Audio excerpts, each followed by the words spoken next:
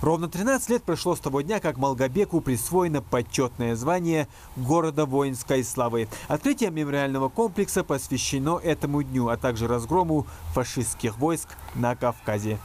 Мемориальный комплекс «Слава» сегодня отмечает свой второй день рождения. Здесь преобразилось практически все, начиная от входной арки и заканчивая памятником неизвестному солдату, который стоит прямо по центру. Также здесь построили 2 стелы, где увековечены имена всех защитников Малгобека. Все это дань памяти всем участникам Второй мировой войны. На территории комплекса находится самое массовое братское захоронение республики. Останки около 800 солдат Красной Армии нашли покой на этой земле. Имена их всех также высечены на этой стелле. Видно, нанесены новые имена всех тех, которые здесь были захоронены. У нас здесь 791 человек, которые непосредственно защитники города Малгобека.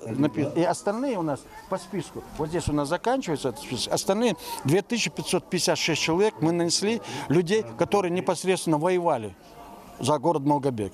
И в дальнейшем, вы видите, некоторые места оставлены. Мы тех людей, которые будем, у нас поисковые отряды работают, которые мы будем выявлять, эти все люди будут заноситься здесь и будут отмечены. К открытию комплекса все готово. На площади перед ним собрались местные жители и старейшины. На костюмах некоторых мужчин видны звезды Героя России. Сегодня их 8. Такого количества людей с этим званием в одном месте Малгобек, наверное, не собирал никогда, хоть и является городом воинской славы. Это, будем так говорить, элемент патриотизма или патриотизм не только Второй мировой, Первой мировой, да, о всех войнах, не то что в войнах, а тех событиях, которые происходили, которые связаны с защитой своей Родины.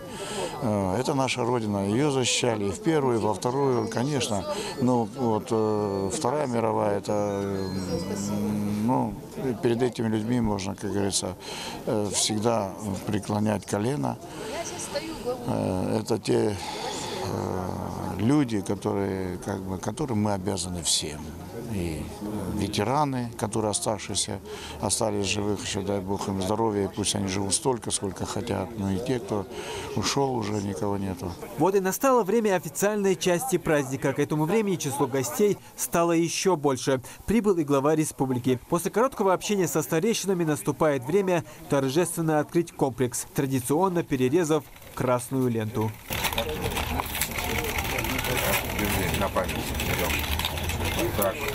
Для нас эти даты, наряду с Днем Победы, это дни воинской славы, дни вечной благодарности народа защитникам Отечества. Это праздники, которые являются символом непобедимости и силы духа тех, кто доблестно сражался с врагами на фронтах, и тех, кто работал в тылу, давая фронту оружие и хлеб. 440 дня. Именно столько длилась битва за Кавказ. Важное место в ней занимала Малгобекская оборонительная операция. Здесь шли бои около 4 месяцев. Вместе с военными Малгобек защищали тысячи ополченцев. Многие дома населенных пунктов жители отдали под нужды госпиталя. Нефтяники вместе с жителями Малгобека прифронтовых сел Сагапши и Нарки в Седах принимали активное участие в создании оборонительных сооружений в начале 1942 года. Малгобек выстоял, поднялся из руин и внес свой вклад в победу над врагом. Героический подвиг Малгобека не был забыт. Указом президента России в 2007 году ему присвоено звание города воинской славы. Он в числе 8 городов был удостоен этого высокого статуса в этот день. Присвоение почетного звания город воинской славы Малгобеку есть яркое свидетельство признания достойного вклада нашего города в общую победу. Сегодня мы отдаем дань глубокого уважения нашим дорогим ветеранам, труженикам тыла, которые выстояли в борьбе с ненавистным врагом и победили. Я хотел бы сказать спасибо вам за великий подвиг и ратный круг за подаренный мир, за то, что сегодня мы можем мирно жить, созидать на нашей земле.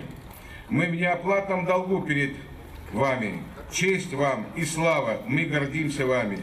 Битва за Малгобек вписала немало ярких страниц в военную историю России. Одна из таких связана с ночными ведьмами. Именно так прозвали фашисты девушек, служивших в авиационных полках. Они наводили ужас на вражеские войска. Один из них, 778-й, принимал участие в обороне Малгобека. Памятник, посвященный этим летчикам, также установили на территории комплекса.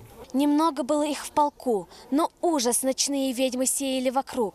Жара им не помеха, да и стужа, впадали в кому фрицы от подруг.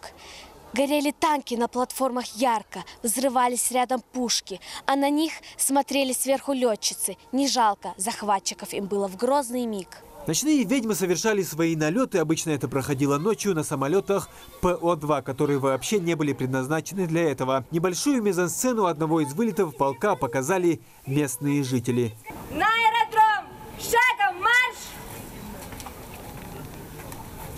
В одном только женском авиаполку 778-м было 23 героев Советского Союза. Немцы вообще называли их ночными ведьмами. За каждую сбитую ведьму немецкие солдаты получали крест. Но подбить ночью тихоходный кукурузник было трудно даже немецким асам. Помимо показа сцены для всех желающих, также провели экскурсию по музею боевой и трудовой славы Малгобека, где рассказали о подвиге ночных ведьм. Муслим Ганиев, Магомед Белакиев. Новости 24.